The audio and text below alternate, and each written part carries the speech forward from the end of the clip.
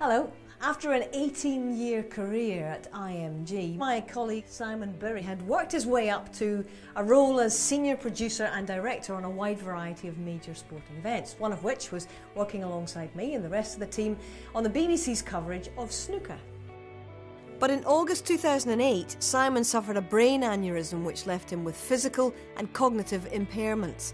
After 7 months in hospital and extensive rehabilitation, he began to consider a gradual return to work. I think it's natural to worry that you're going to be a burden. It's not just in work, but also in any environment. You're worried that you are going to be a burden, that you're worried that people are going to have to cater for you.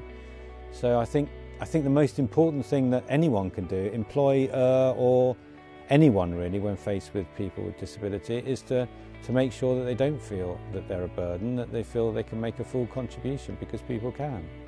Television production companies need creative people, and there's no question that Simon Birri was one of the most creative in IMG.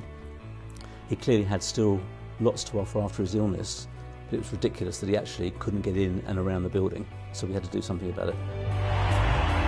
And finally, please give a huge welcome to Paralympics GB!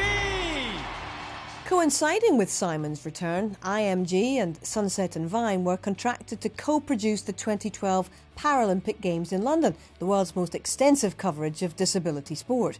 Channel 4's vision to include disabled on-screen talent also extended to the backroom production crew.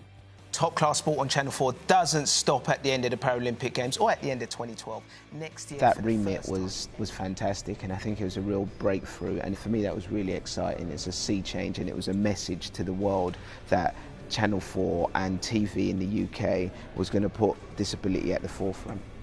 You know, growing up many years ago, TV always seemed to be the world for the able-bodied, but now things have changed. I think it's going to inspire the next generation of disabled kids to see that, look at TV and think, I could work for a company like IMG.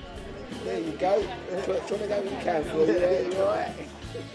I think disability, as long as it's treated fairly and appropriately, offers people almost an advantage in some ways, in the sense that you have life experiences that other people don't have. So as long as the provision is there around you, there's no real reason why you shouldn't be able to just succeed and sort of have a career like anyone else. IMG have made some really important changes to their London offices, and what's great about it is they're simple changes. A lot of businesses tend to think, if we're going to make these changes, it's going to cost us millions and thousands to do. But what they've done is they've lowered the desks at the reception, because there's nothing worse than when you're a wheelchair user and you can't see eye to eye with the receptionist and they're peering over at you. That immediately puts you at unease. And also the doors. There were doors which were not easy to go through. They're now become automatic doors, and they've put the swipe machines at a lower position, so if you're in a wheelchair you can reach it. And just these simple things just make life far easier. To me, whether you're in a wheelchair, you're physically disabled in any way, everyone should have the opportunity to be on a completely level playing field and access their working environment equally to anyone able-bodied. I've been lucky enough that I've now had that. I would hope that anyone else that wanted to get into television would be able to do the same kind of thing.